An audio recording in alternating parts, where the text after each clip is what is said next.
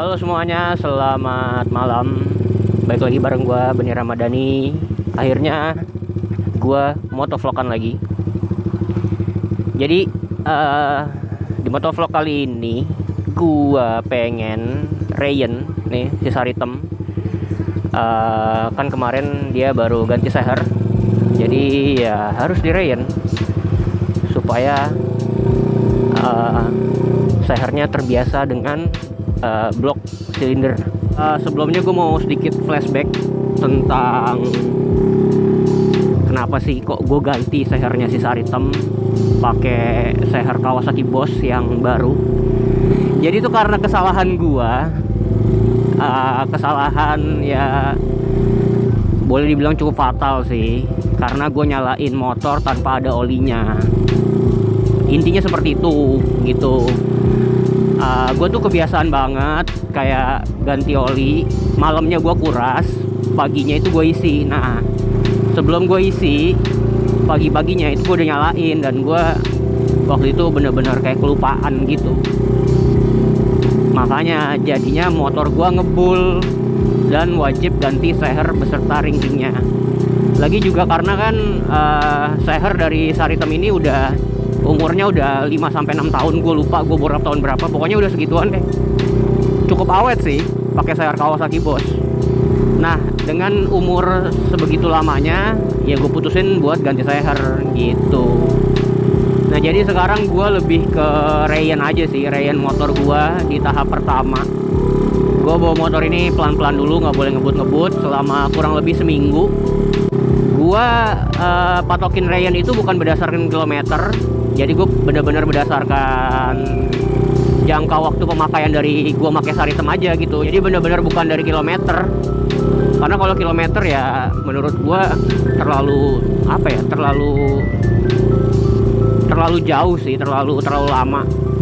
Kan gue juga pakai Saritem nggak sering-sering banget, karena berhubung kerjaan gue di rumah sekarang, masaknya gue di rumah, jadi gue pakai Saritem ya paling cuman ke pasar atau nggak ke lote gitulah, pokoknya yang tempat-tempat deket.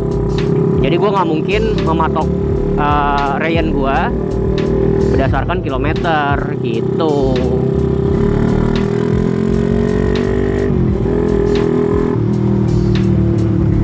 Ciputat tuh jalanannya lucu cuy. Jadi bagian yang di dekat rumah gua itu, daerah dekat rumah gua sampai sini nih, sampai Gintung ini lampunya suka dimatiin. Sedangkan setelah Gintung mau ke Jakarta Selatannya dinyalain.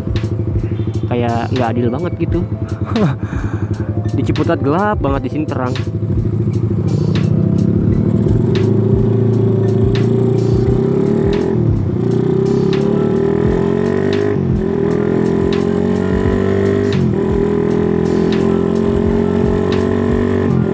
Oh iya,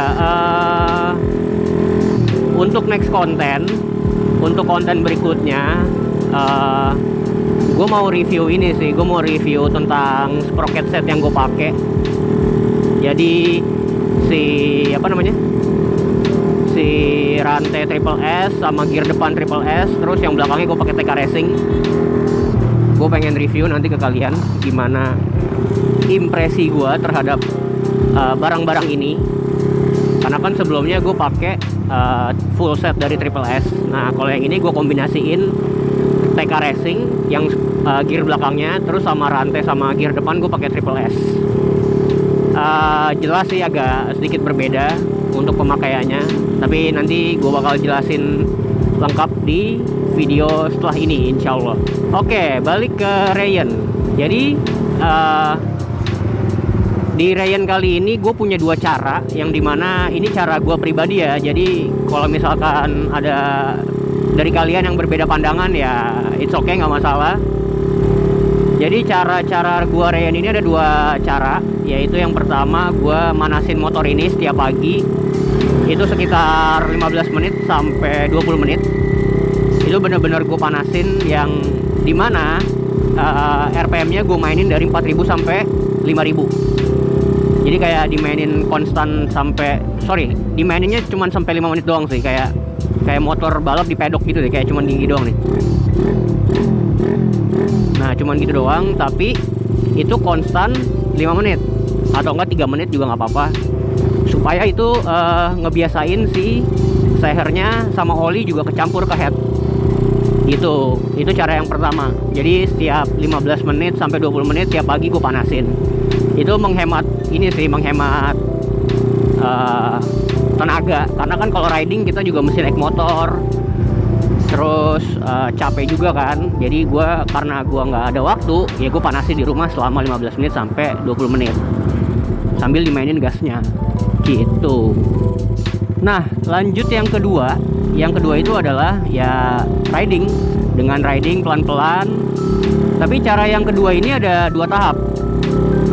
Jadi yang pertama itu selama 3 hari ke depan. Jadi pas habis motor lo di servis besar, selama 3 hari ke depan itu dibawanya pelan. Dibawa dari 2000 rpm sampai 6000 rpm. Nah, di hari selanjutnya, di hari keempat sampai seterusnya, itu naikin. Yang ridingnya tadi cuman 2000 sampai 6000 rpm, naikin dari 7000 sampai 9000, bahkan bisa sampai 10000. Tapi bawanya halus, jangan kayak motor udah selesai rayan. Jadi bawanya tuh bener-bener yang jangan lu kagetin gitu. Jadi diurut gasnya pelan-pelan. Habis itu sering-sering tekan kopling supaya sehernya nggak kaget kan. Kalau misalkan ditekan kopling, motor jadi free wheel gitu kan, nggak ada hambatan si kopling kena ke crankshaft. Nah, itu penting. Jadi jangan kayak langsung dihajar gitu. Nih di depan gue contohin deh.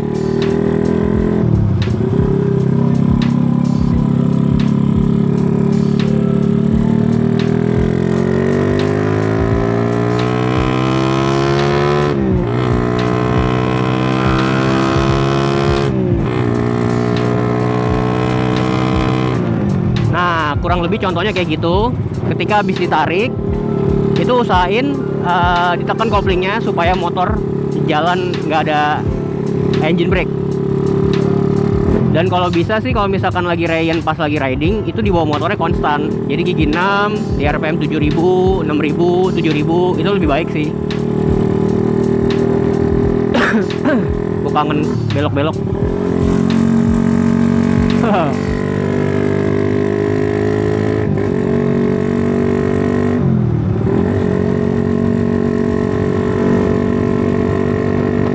Ini contohnya kayak gini nih, di jalan kosong malam-malam rayan, konstanin aja speednya segini di 6500.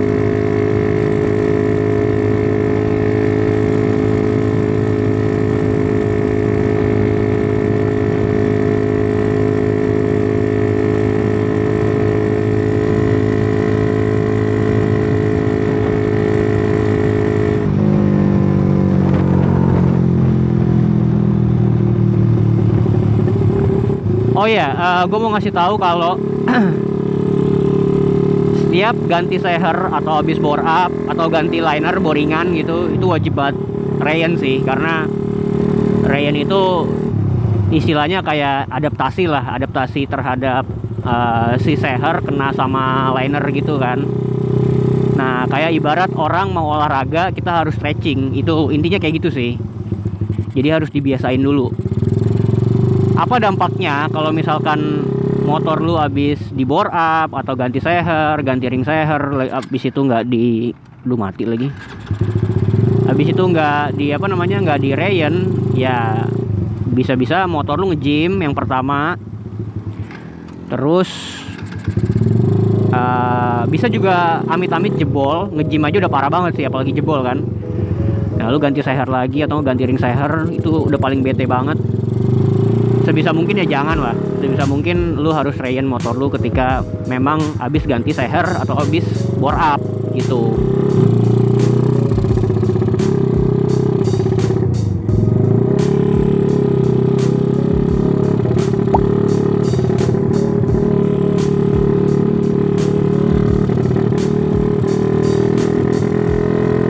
Ini kenapa lagi berbet-berbet? Ini kayak karburatornya deh. Masa banjir lagi sih? Wah, nggak beres nih.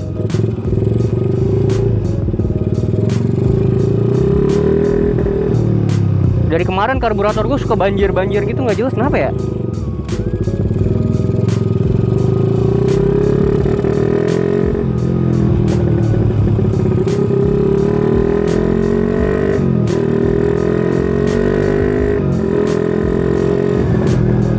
berbet-berbet cuy karburator gua akhir-akhir ini.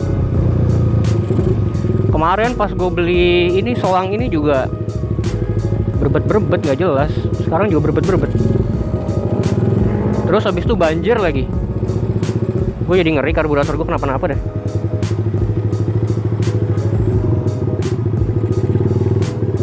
Kenapa ya karburator gue? Oh ya, by the way, kalau ada yang nanya selang ini nanti sih ini masih dalam tahap riset. Ya intinya ini ram air intake sih, cuman masih dalam tahap proses pengembangan. Jadi gue belum mau bikin videonya. Sampai bener-bener ini enak baru gue berani jelasin ke kalian. Karbu gua kenapa ya? Kayak mau gue bersihin deh besok. Berbet-berbet dari tadi. Tapi sekarang udah enggak sih. Tadi pas gue berhenti gue cek, agak gue miringin sedikit nggak berbet. Tadi pas belok di daerah Pertop miring berbet. Aneh banget. Oh iya, tadi gue lagi ngomongin apa sih? Ini ram air intake ya? Iya, jadi gue lagi riset gitu tentang ram air intake yang gue bikin sendiri. Ini ya ram air intake yang dari selang mesin cuci. Iya, jadi gue ngikutin mekanik gue si Mas Andi. CS1-nya itu make ram air intake, makanya kayak dia katanya nambah top speed, makanya gue mau cobain. Yang mudah-mudahan nanti kelar Rayen Saritem gue gaspol bisa nambah top speednya pakai ram air intake. Untuk video ram air intake-nya gue belum pengen bikin karena ini juga masih dalam tahap riset kan. Jadi kalau misalkan gue udah publish videonya dalam keadaan masih riset, menurut gue masih kurang relevan. Jadi harus bener-bener jadi dulu, baru gue nanti sharingnya ke kalian lebih enak gitu. Ya Allah, buru-buru amat sih. Oke, mungkin segini dulu video dari gue tentang Rayen si Saritem. Kalau ada kurang-kurangnya ya mohon maaf, karena emang ini video gue bikin buat Rayen dulu sih, makanya videonya singkat dan naik motornya pelan-pelan.